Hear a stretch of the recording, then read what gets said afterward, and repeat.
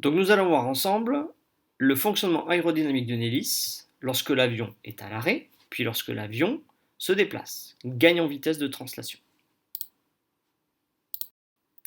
Premier cas de figure, une hélice propulsive ou tractive si vous préférez, avec l'avion sur ses freins au point fixe. L'avion ne se déplace pas. Donc mon hélice, par sa rotation, va créer son propre écoulement d'air, donc sa propre vitesse d'écoulement d'air sur son profil de pale. Donc on va appeler cette vitesse hélice VH. Donc mon profil de pale a bien un angle d'incidence alpha avec la vitesse d'écoulement de l'air. Ça se comporte exactement comme une aile d'avion, c'est-à-dire que j'ai une incidence positive, donc j'ai bien une traction qui va être créée, comme une portance sur une aile. Voyons maintenant le cas de figure d'une hélice propulsive avec un avion qui gagne en vitesse, donc qui se déplace dans son axe. Donc en plus de la vitesse de l'hélice, de rotation de l'hélice, va s'additionner la vitesse de translation de l'avion.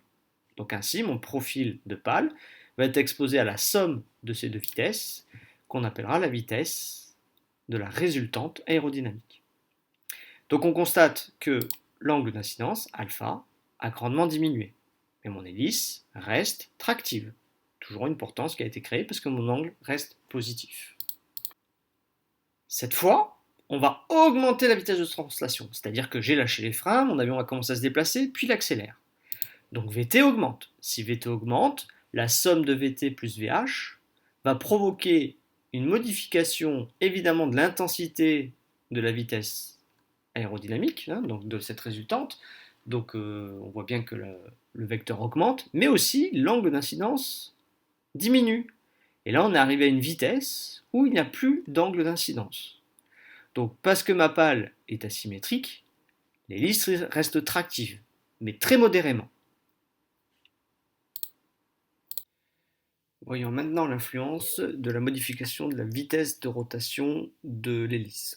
Donc les premiers avions, les hélices étaient en bois, elles avaient un calage fixe, c'est-à-dire que la forme des pales était fixe, et ils ne pouvaient pas modifier le pas de l'hélice, donc ce fameux angle d'incidence.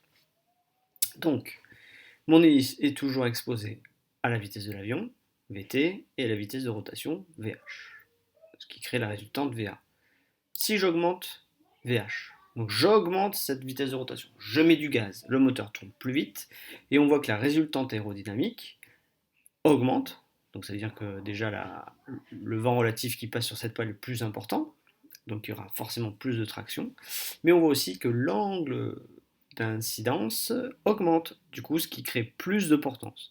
Donc plus on pousse sur le moteur, plus le moteur tourne vite, plus la portance, la force de traction est augmentée. Donc évidemment, l'avion vole plus vite, donc Vt augmente, et si Vt augmente, ça rééquilibre, une fois que mon hélice est stabilisée, ça rééquilibre, Va se redresse, et du coup l'angle d'incidence diminue, la portance diminue. Donc certains avions sont équipés d'hélices à pas variables, c'est-à-dire que mécaniquement, le pas de l'hélice, le pas des pales, l'angle de calage peut être modifié en instantané par une manette hélice. Donc l'intérêt c'est quoi? Là, on a représenté une pale en petits pas. Donc vous voyez que l'angle d'incidence par rapport à la vitesse de la résultante est plutôt modéré. Donc ça crée une portance Ft et une résistance Fr. Si mécaniquement j'augmente le pas, l'angle d'incidence est beaucoup plus élevé, et comme sur une aile d'avion, ça provoque une augmentation importante de la traction, mais également une augmentation importante de la résistance. Donc augmenter le pas, c'est synonyme d'augmenter la force de traction, mais c'est aussi synonyme d'augmenter la force de résistance. Et du coup, vu que le moteur essaye de faire tourner une hélice qui est plus difficile à faire tourner, ça crée un couple moteur plus important. Et en plus, cette force de résistance a tendance à ralentir la vitesse de rotation de l'hélice.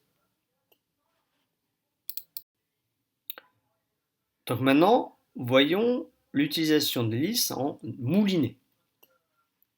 Donc moulinet, ça veut dire quoi? Ici, j'ai toujours ma vitesse avion, d'accord? Et la vitesse de rotation des pales. Vitesse de rotation des pales qui reste identique, hein, qui est liée au moteur. Qui crée donc les deux? Ma résultante. Avec un angle d'incidence plutôt faible ici, mais voilà, qui est ce qui est.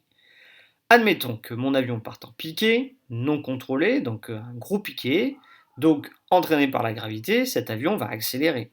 Donc la vitesse Vt va grandement accélérer. Voyons ce qui se passe.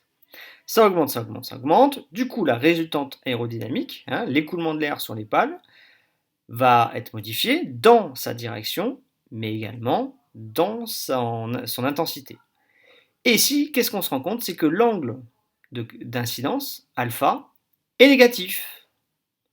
Si mon angle est négatif, ça va créer tout simplement un effet inverse, c'est-à-dire que mon hélice va plus être entraînée par le moteur, mais va être entraînée par le vent relatif de l'avion.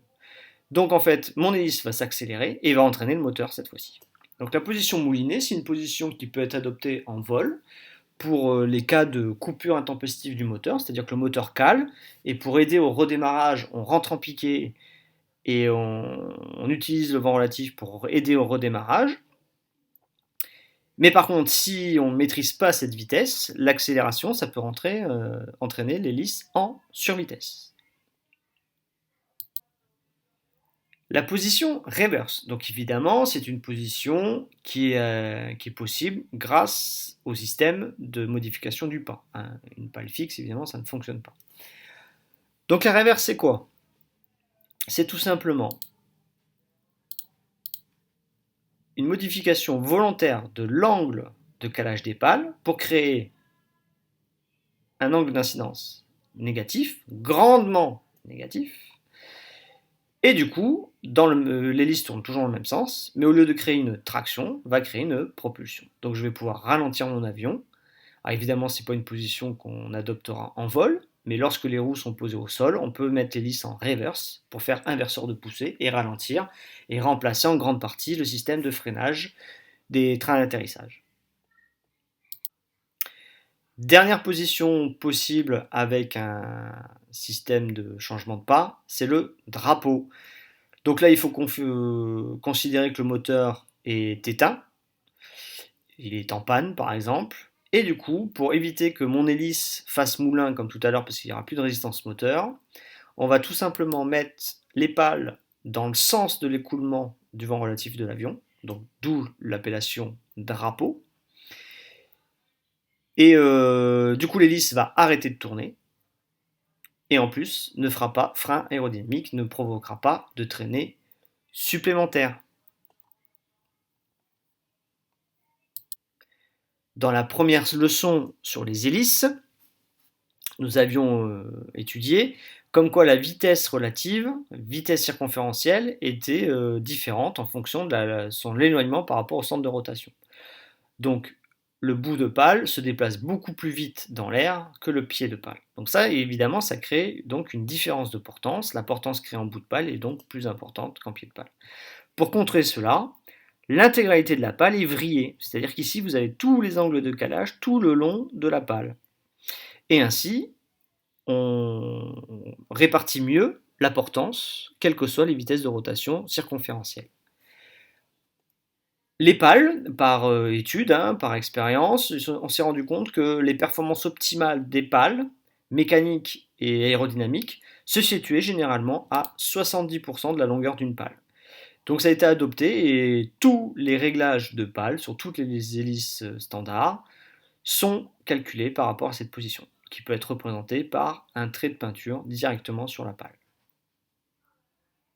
On appelle ça la section de base. Donc quand on règle une pale à 90 degrés, le 90 degrés sera calculé à 70% de la longueur de la pale. Voilà, cette leçon sur l'hélice numéro 2 est terminée. J'espère que j'ai été suffisamment clair. Et n'hésitez pas à rajouter en commentaire si vous avez des questions. Et j'essaierai de refaire ce genre de vidéo tout le temps du confinement et peut-être même après. Allez, merci, à bientôt.